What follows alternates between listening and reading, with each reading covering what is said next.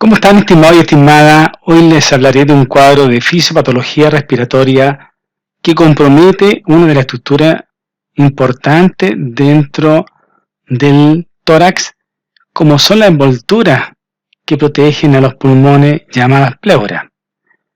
Si se fijan, estamos viendo acá en la imagen al pulmón derecho y al pulmón izquierdo, los cuales están revestidos por una membrana serosa que la adhiere íntimamente a la parrilla costal, a la jaula torácica o caja torácica. Esa es la famosa pleura parietal, la cual se refleja a nivel del hilio donde están ingresando y saliendo estructuras en el pulmón, y se va a continuar con lo que se llama pleura visceral, que se adhiere íntimamente al parénquima del pulmón y lo sigue en toda su trayectoria, quedando un espacio virtual entre la pleura parietal y la pleura visceral. Ese es el espacio pleural, el cual normalmente permanece, ¿no es cierto?, cubierto por un líquido que se llama líquido pleural, que lubrica las dos membranas. Como les decía, entonces, la pleura está compuesta por dos hojas muy delgadas, la hoja visceral y la hoja parietal, que van a encerrar estas dos estructuras nobles que son los pulmones. Existe una presión negativa en la cavidad pleural que mantiene los pulmones contra la pared torácica y evita que colapsen. ¿Te fijan? Hay una enfermedad que se denomina derrame pleural. El derrame pleural es la acumulación anormal de líquido en la cavidad pleural. Si se fijan, este es el pulmón con su pleura visceral y esta es la pleura parietal que va adherida a la caja torácica. Si se fija, entre ambas hojas hay una acumulación patológica de líquido entre ellas, lo cual causa un colapso del pulmón. Se fijan que no puede expandirse el pulmón en su totalidad en comparación con el pulmón izquierdo.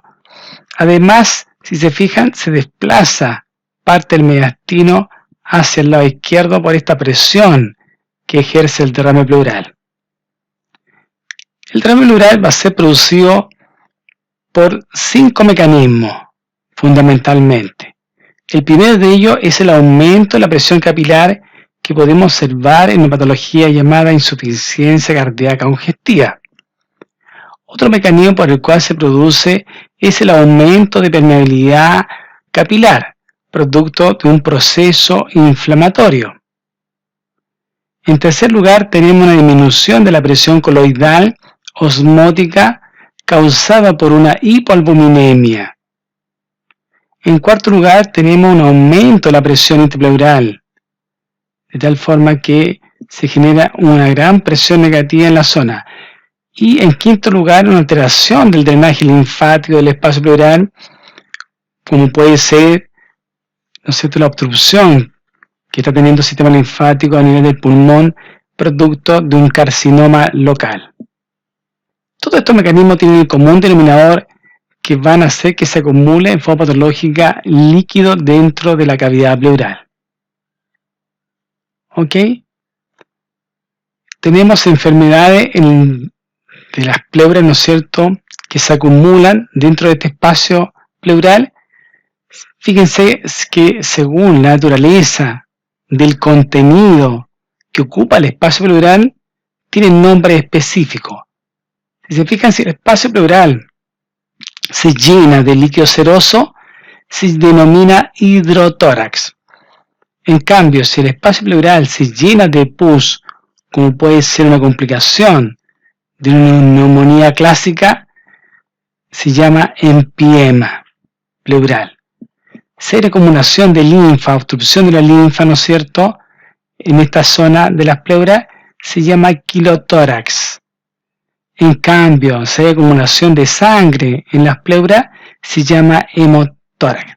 De tal forma que, obedeciendo a las características del líquido pleural, obedece, ¿no es cierto?, el nombre del contenido. Aquí tenemos una clasificación que hablamos de un compromiso mínimo si el espacio pleural se llena entre 300 y 500 ml.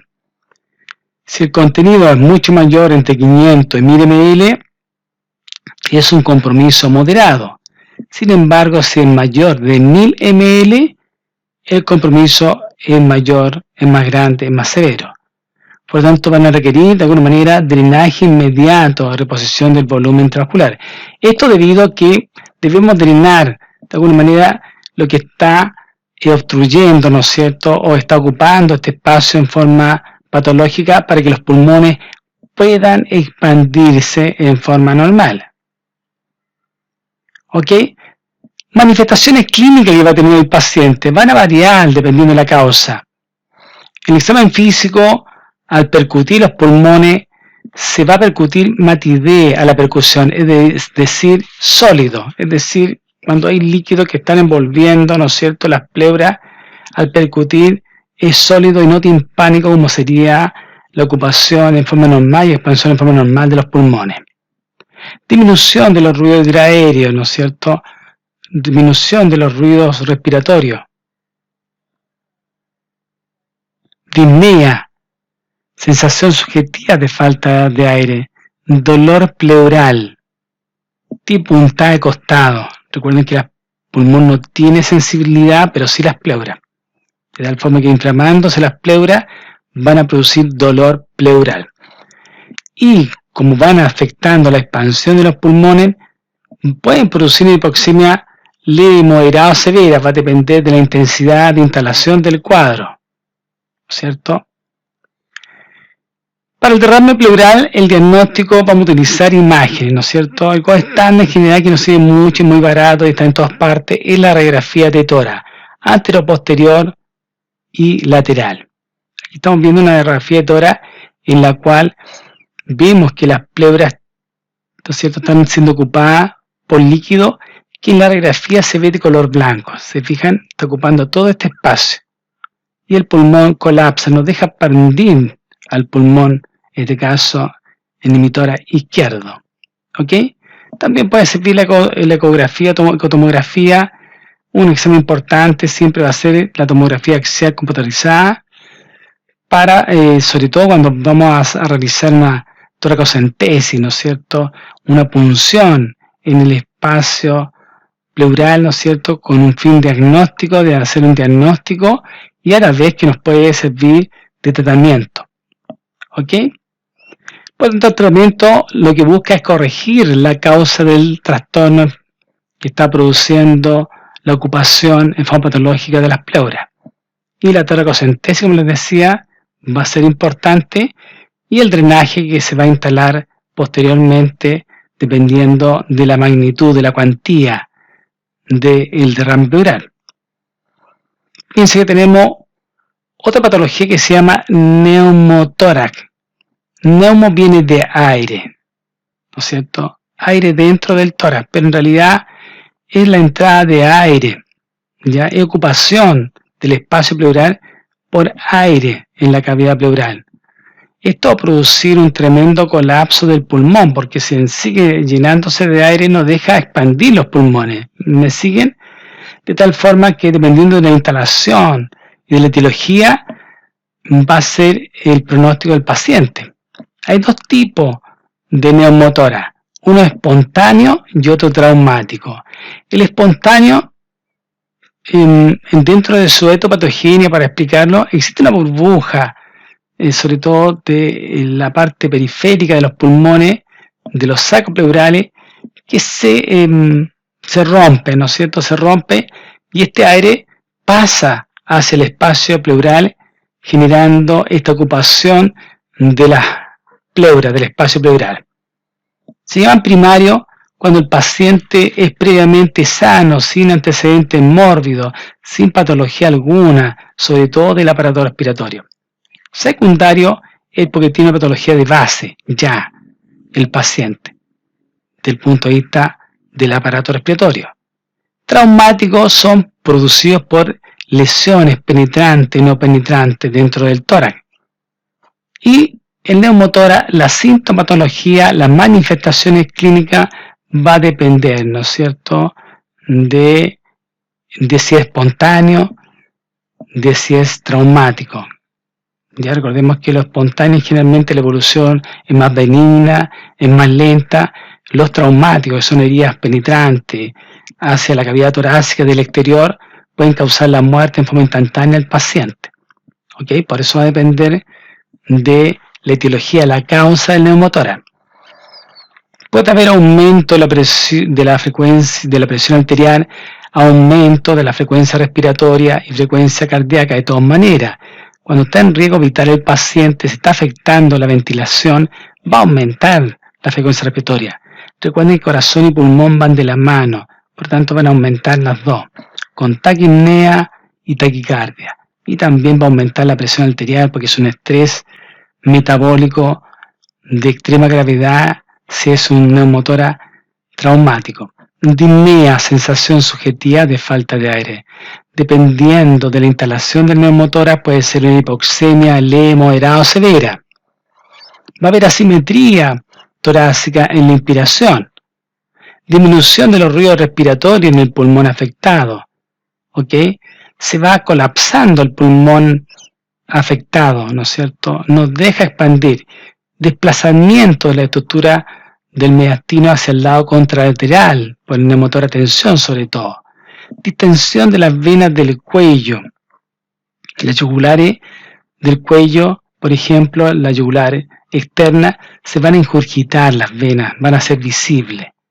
Enfisema subcutáneo, signo de shock. Enfisema significa que se rompe este neumotórax, ¿no es cierto?, hacia el espacio subcutáneo, como puede ocurrir en el neumotórax de tensión. Vamos a ver este enfisema subcutáneo, que se empieza a llenar de aire bajo la piel, que es tremendamente grave. ¿Ok? Por tanto, para el diagnóstico necesitamos, aparte de la clínica, necesitamos un diagnóstico por imagen. La radiografía de tórax va a ser muy importante, ¿no es cierto? La tomografía axial computarizada para ver la expansión, ¿no es cierto? El colapso de los pulmones, siempre y cuando se disponga.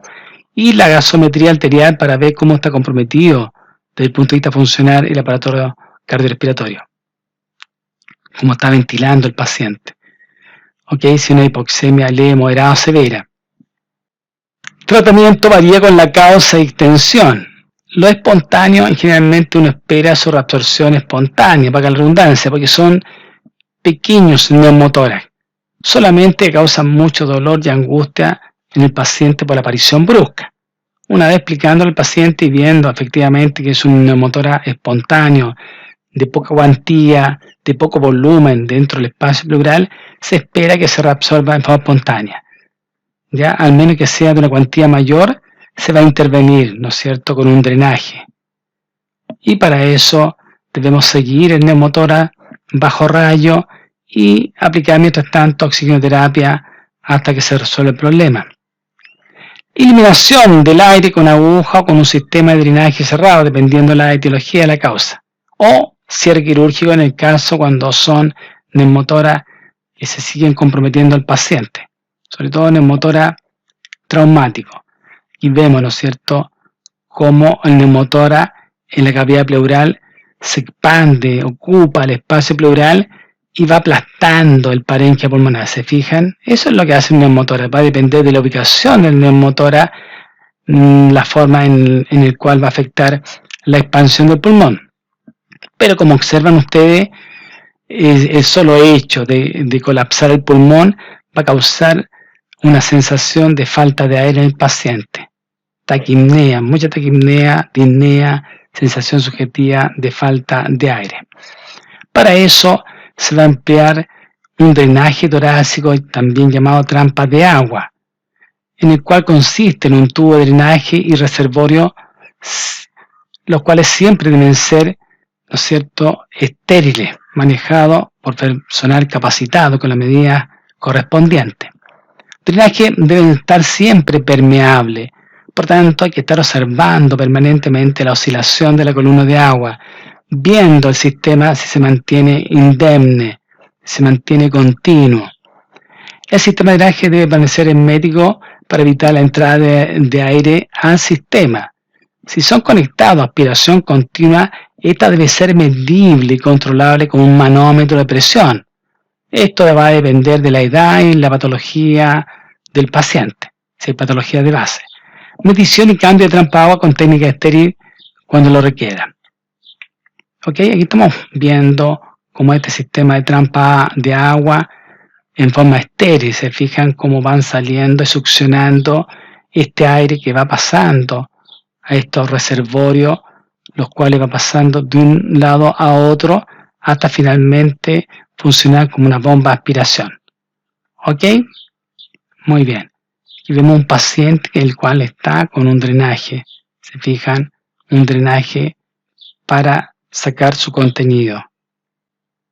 Neumotora, dado el riesgo importante recurrencia en el tiempo del neumotora, sobre todo del espontáneo primario en pacientes sanos, que generalmente son gente joven, gente delgada, ectomorfo, es evitar algunos factores de riesgo como es la exposición al humo, al cigarro, a contaminantes atmosféricos, a ambientes muy contaminados, a las grandes altitudes, ¿no es cierto?, a vuelos en aeronave no presurizada, evitar el buceo, la inmersión. ¿Ok? Muy bien. Muchísimas gracias por vuestra atención y nos vemos en una próxima oportunidad.